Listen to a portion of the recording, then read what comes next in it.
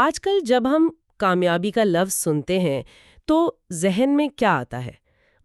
لمبی meetings, dead lines کا pressure, دیر رات تک کام۔ جی بالکل۔ اور اس سب میں کہیں پیچھے رہ جاتا ہے خاندان، اپنی صحت، اپنا سکون۔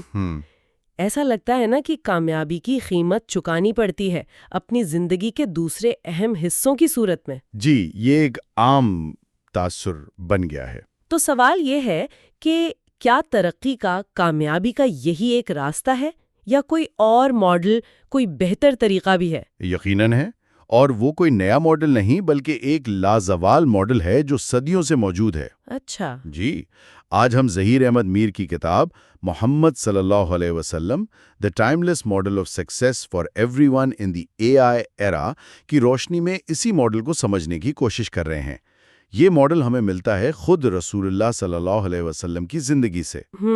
ان کی زندگی آپ دیکھیے ایک عملی نمونہ ہے کہ کیسے خاندان، کام، معاشرت، عبادت، ان سب میں توازن قائم کیا جا سکتا ہے۔ اور صرف توازن نہیں بلکہ حقیقی کامیابی یعنی برکت بھی حاصل کی جا سکتی ہے۔ بالکل، برکت۔ تو آج ہماری گفتگو کا مقصد یہی ہے کہ اس ماڈل کو ذرا گہرائی سے سمجھیں۔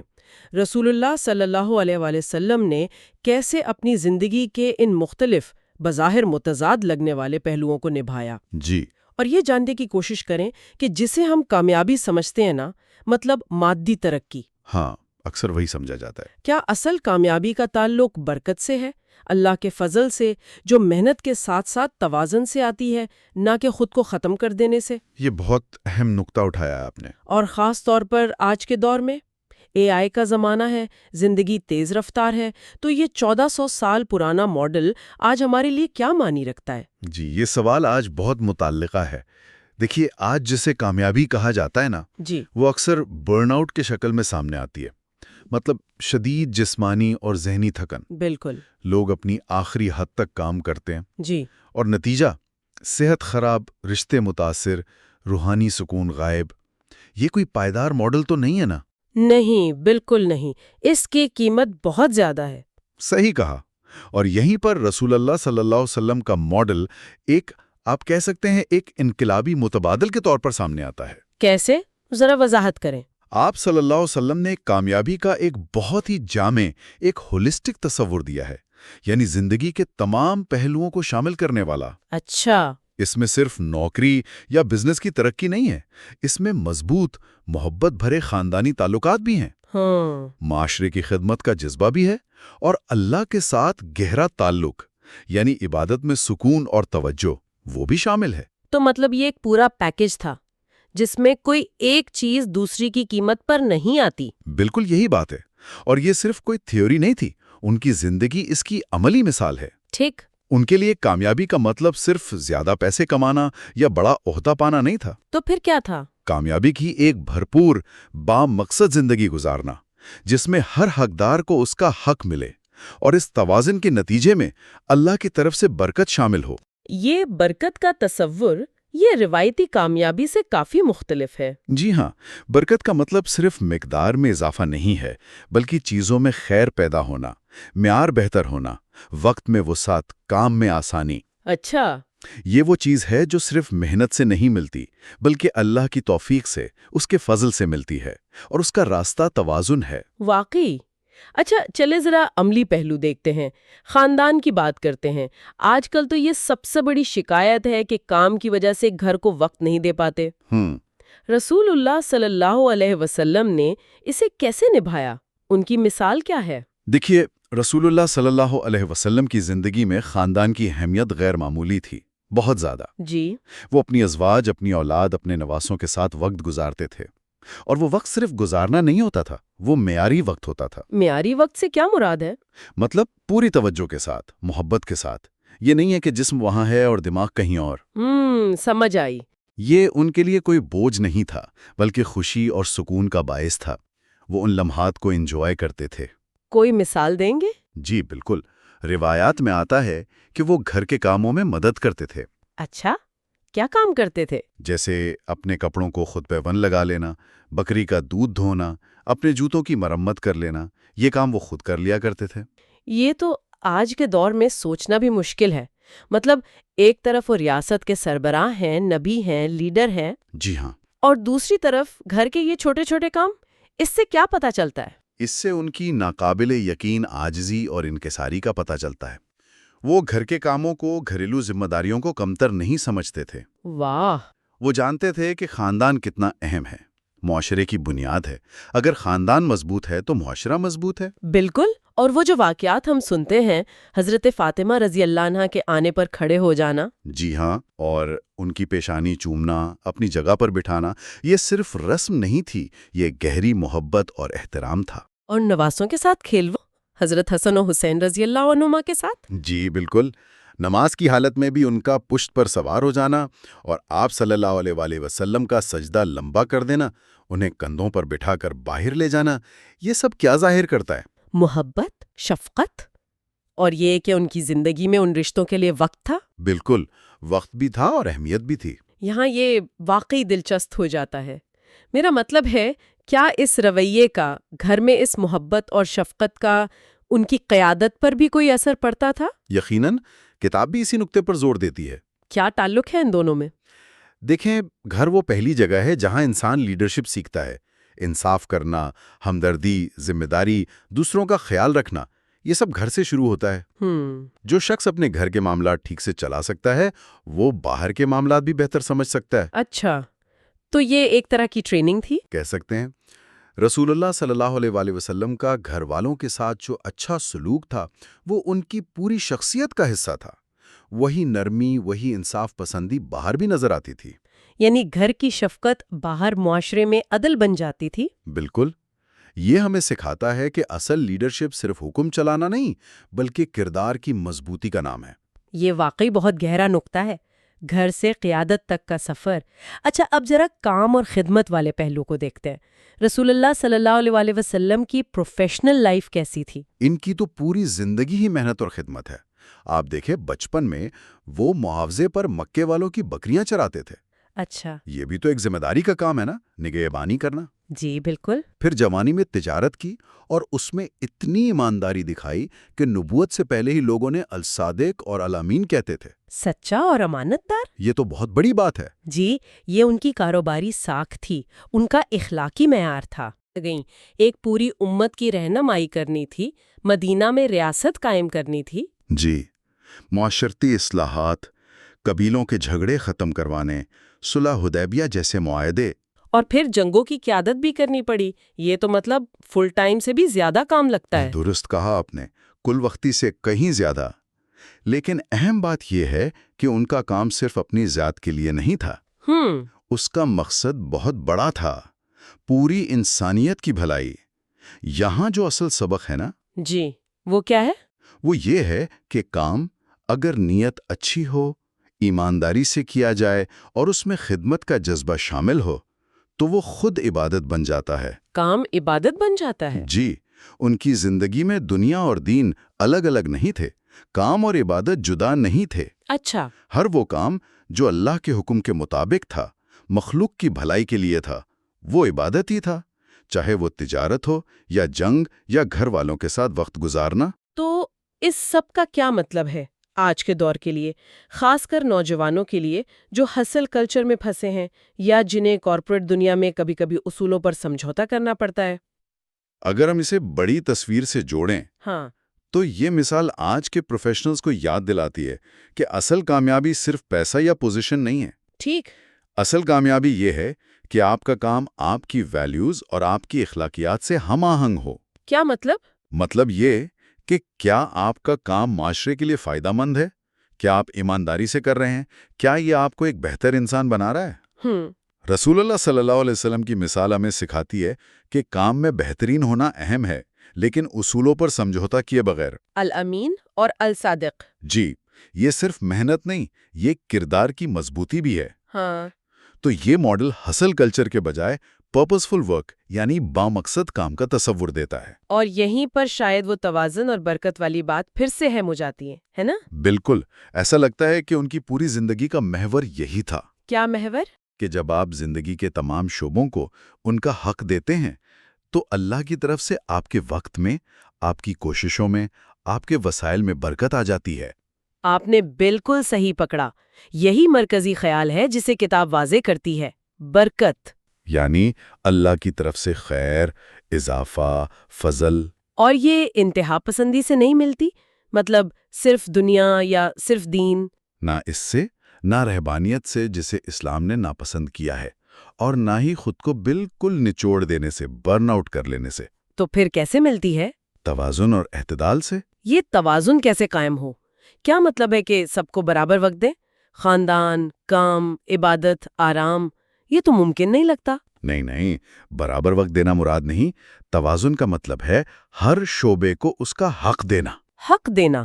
جی، اس کی اہمیت اور ضرورت کے مطابق. قرآن و سنت نے مختلف حقوق بتائے ہیں نا. اللہ کا حق، اپنے نفس کا حق، گھر والوں کا حق، معاشرے کا حق، کام کا حق. توازن کا مطلب ہے ان سب حقوق کو پہچاننا اور حکمت سے ادا کرنا. کبھی کوئی چیز زیادہ توجہ مانگتی ہے، کبھی کوئی دوسری. یعنی ترجیحات طے کرنا؟ جی، اور اس بات کو یقینی بنانا کہ کوئی بھی حق مکمل طور پر نظر انداز نہ ہو. رسول اللہ صلی اللہ علیہ وسلم کی زندگی اسی حکمت کی مثال ہے. وہ جانتے تھے کب عبادت کرنی ہے، کب گھر والوں کے ساتھ ہونا ہے، کب معاشرے کے کام کرنے ہیں اور کب آرام کرنا ہے. اوکے، تو گویا یہ ماڈل ہمیں بتاتا ہے کہ ہم ملٹی ڈائمینشنل ہیں. ہم صرف ورکر نہیں، یا صرف پیرنٹ نہیں، یا صرف نمازی نہیں ہیں. جی، ہم یہ سب کچھ ہیں. اور کامیابی ان مختلف رولز میں ٹکراؤ پیدا کرنے میں نہیں، بلکہ ان میں ہم آہنگی لانے میں ہے. بالکل، اور یہ کوئی آسان کام نہیں ہے. یہ ایک مسلسل کوشش ہے، ایک شعوری جد و جہد ہے. اس کے لیے نیت چاہیے، ارادہ چاہیے. ٹھیک کہا. اور یہاں یہ بات بہت دلچسپ ہے کہ یہ ماڈل آج خاص طور پر اے آئی کے زمانے میں شاید پہلے سے بھی زیادہ اہم ہو گیا ہے. وہ کیسے؟ دیکھیں، اے آئی اور ٹیکنالوجی جہاں آسانیاں لا رہی ہیں، وہیں وہ ہماری توجہ بھی بھٹکا رہی ہیں، ہمیں ہر وقت مصروف رکھ رہی ہیں. جی، یہ تو ہے. تو سے اپنے رشتوں سے دور بھی کر رہی ہیں. اے آئی ہمیں زیادہ ایفیشنٹ تو بنا سکتی ہے، لیکن کیا وہ ہمیں زیادہ بابرکت یا زیادہ متوازن زندگی گزارنے میں مدد دے سکتی ہے؟ یہ سوال ہے. یہ واقعی بڑا سوال ہے. کیا یہ ماڈل اس کا کوئی جواب دیتا ہے؟ مثلاً اگر اے آئی ہمارا کچھ وقت بچاتی ہے تو ہم اس وقت کا کیا کریں؟ مزید کام یا کچھ اور؟ یہیں پر اس ماڈل کی رہنمائی آتی ہے. رسول اللہ صلی اللہ علیہ وآلہ وسلم کی زندگی ہمیں مقصدیت سکھاتی ہے، انٹینشنالٹی. ہر کام ایک نیت سے، ایک مقصد سے. اچھا؟ اگر ٹیکنالوجی ہمیں وقت دے رہی ہے تو اس ماڈل کے مطابق ہمیں شعوری طور پر فیصلہ کرنا ہے کہ یہ وقت کہاں لگائیں تاکہ زندگی میں مجموعی طور پر توازن اور برکت آئے.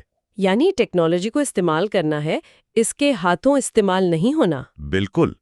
ٹیکنالوجی ایک ٹول ہے، اسے اپنے مقاصد کے لیے استعمال کریں. اے آئی سے جو وقت ملے اسے خاندان کو دیں، صحت پر لگائیں، عبادت یا غور و فکر میں استعمال کریں. انتخاب ہمارا ہے. جی، انتخاب ہمارا ہے، اور یہ ماڈل ہمیں صحیح انتخاب کا فریم ورک دیتا ہے. تو خلاصہ یہ ہوا کہ آج ہم نے ظہیر احمد میر کی کتاب کے حوالے سے رسول اللہ صلی اللہ علیہ وآلہ وسلم کی زندگی کے اس پہلو کو دیکھا کہ کیسے انہوں نے خاندان، کام، عبادت میں توازن رکھا. جی. اور سمجھا کہ اصل کامیابی صرف ایک میدان میں آگے بڑھنا نہیں، بلکہ زندگی کے تمام دائروں کو ساتھ لے کر چلنا، ان میں ہم آہنگی پیدا کرنا اور نتیجتاً اللہ کی برکت حاصل کرنا ہے. بالکل. اور یہ صرف تاریخ کا قصہ نہیں، بلکہ آج کی تیز رفتار زندگی کے لیے ایک بہت ضروری اور قابل عمل ماڈل ہے. یقیناً. اور حتمی پیغام بھی یہی ہے کہ اصل کامیابی اس برکت میں ہے جو توازن سے، نیت کی پاکیزگی سے اور اللہ کے حکم کی پیروی سے آتی ہے. یہ ماڈل ہمیں امید دلاتا ہے کہ اس بھاگ دوڑ کے دور میں بھی ایک پرسکون، بامقصد اور نتیجہ خیز زندگی ممکن ہے. یہ یاد دہانی ہے کہ ہمارا خاندان، کام، صحت، روحانیت، یہ سب ایک دوسرے کے دشمن نہیں ہیں. جی نہیں، بلکہ ایک مربوط، بھرپور اور بابرکت زندگی کے حصے ہیں. اور یہ واقعی ہمارے سننے والوں کے لیے ایک گہرا نقطہ ہے سوچنے کے لیے. آج کی دنیا جو اے آئی اور الگوریدم سے چل رہی ہے، جو ہمیں بتا رہے ہیں کیا دیکھنا ہے، کیا خریدنا ہے، ایسے میں ہم اپنی زندگیوں میں رسول اللہ صلی اللہ علیہ وآلہ وسلم کے ماڈل سے سیکھے ہوئے توازن، حقوق کی ادائیگی اور نیت کی اہمیت کے اصول کیسے نافذ کر سکتے ہیں؟ جی، یہ غور طلب بات ہے۔ تاکہ ٹیکنالوجی ہمارے مدد کرے ایک بامعنی زندگی گزارنے میں، نہ کہ ہمیں صرف مصروفیت کے ایک نہ ختم ہونے والے چکر میں الجھا دے۔ خیال یہی ہے کہ زندگی کے پہلوؤں کو الگ الگ خانوں میں نہ بانٹیں، بلکہ ان کو مربوط کریں، یعنی انضمام، انٹیگریشن۔ ماخذ یہ کہتا ہے کہ آپ صلی اللہ علیہ وسلم کی زندگی میں عبادت، خاندان، ذمہ داریاں یہ الگ الگ نہیں تھیں۔ جی، سب جڑا ہوا تھا۔ ہاں، ایک ہی دریا کی طرح، ایک مکمل مربوط زندگی کا نمونہ۔ اچھا، تو آئیے پھر عبادت والے پہلو سے شروع کرتے ہیں۔ مواد میں ذکر ہے کہ رسول اللہ صلی اللہ علیہ وسلم عبادت میں بہت مشغول رہتے تھے۔ راتوں کو اضافی نمازیں یعنی نوافل، روزے رکھنا، ہر وقت اللہ کا ذکر، یہ سب معمول تھا۔ یہ ایک گہری روحانی وابستگی دکھاتا ہے۔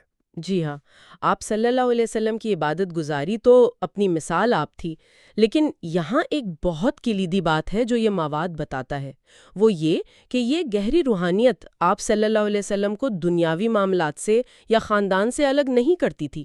اکثر لوگ سمجھتے ہیں نا کہ زیادہ دینداری وہ دنیا سے کاٹ دیتی ہے، لیکن یہاں تو معاملہ بالکل الٹ ہے۔ ماخذ زور دیتا ہے کہ یہی عبادت اصل میں آپ صلی اللہ علیہ وسلم کو طاقت دیتی تھی، استقامت دیتی تھی اپنی ذمہ داریاں نبھانے میں۔ اچھا، جی، خاندان ہو، سماج ہو، قیادت ہو، گویا روحانی مرکز جتنا مضبوط ہوگا، زندگی کے باقی دائرے اتنے ہی بہتر چلیں گے۔ یہ صرف رسومات نہیں تھی، یہ وہ ذریعہ تھا جس سے باقی سب کچھ سیراب ہوتا تھا، طاقت ملتی تھی۔ یہ واقعی ایک زبردست نکتہ ہے کہ عبادت دنیا سے الگ نہیں کرتی، بلکہ دنیا کو بہتر طریقے سے نبھانے کی طاقت دیتی ہے۔ اور یہیں سے وہ انٹیگریشن والی بات جو آپ نے شروع میں کہی تھی وہ اور واضح ہوتی ہے۔ لگتا ہے آج کل ہم نے زندگی کو بہت سختی سے تقسیم کر دیا ہے، کام الگ، گھر الگ، مذہب الگ۔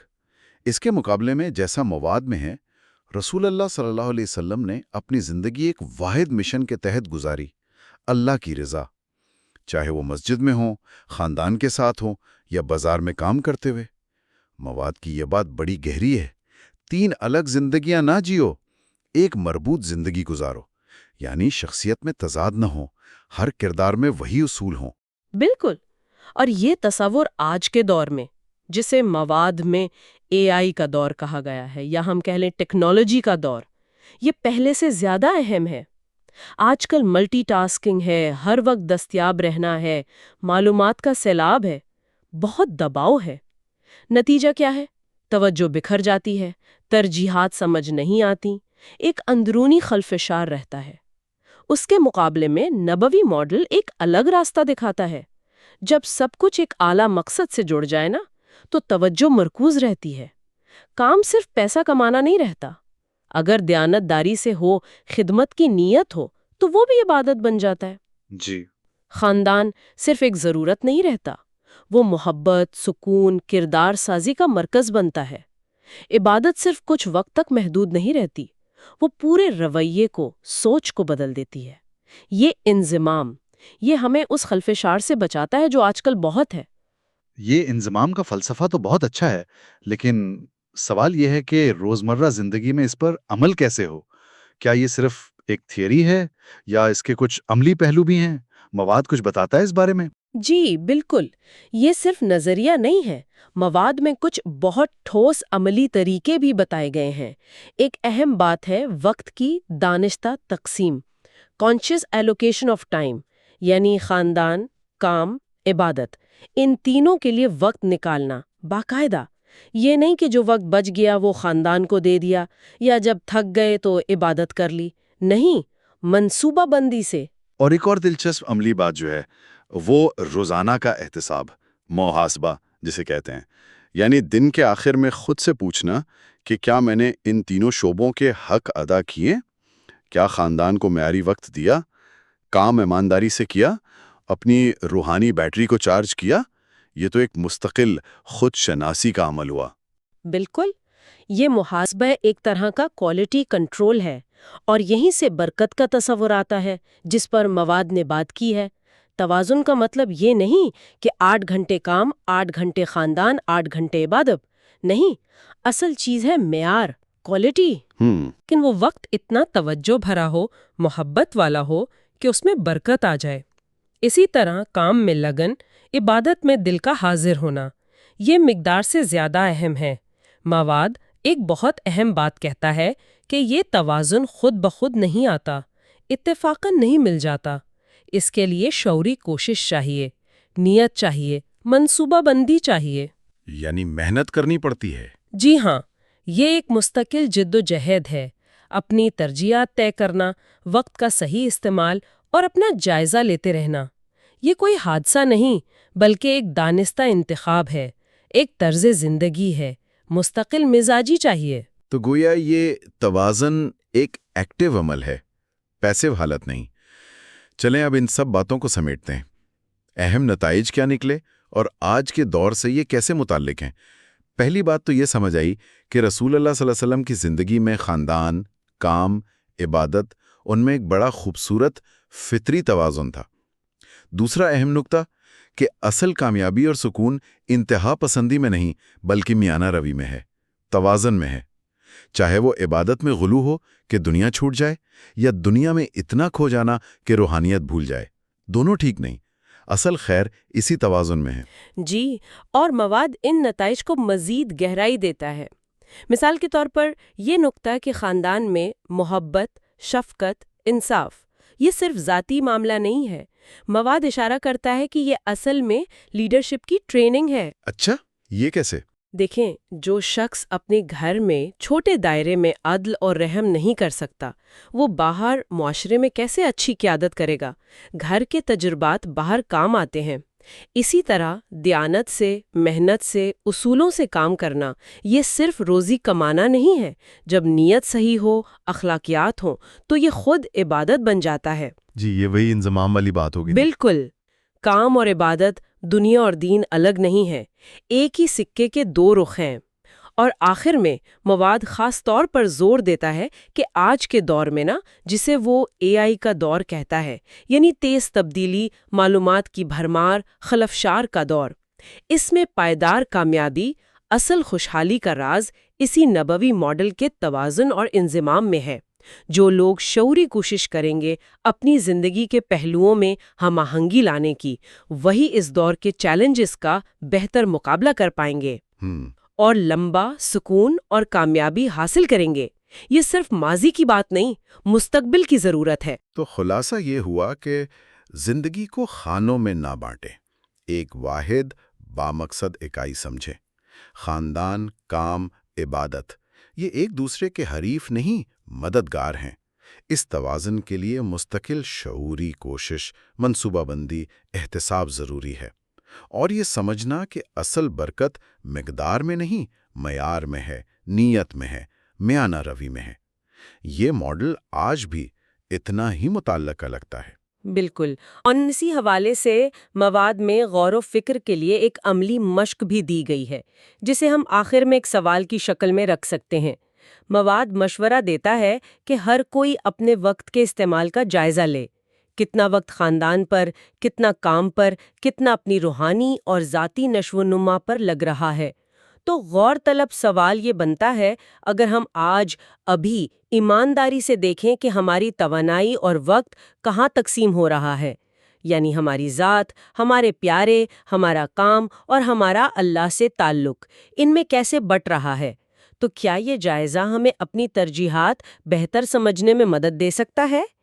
کیا اس سے ہمیں وہ راستے نظر آ سکتے ہیں جن پر چل کر ہم اپنی زندگی میں زیادہ ہم آہنگی، زیادہ توجہ اور زیادہ مقصدیت لا سکیں، وہ توازن حاصل کر سکیں جس کی آج شاید ہمیں پہلے سے بھی زیادہ ضرورت ہے؟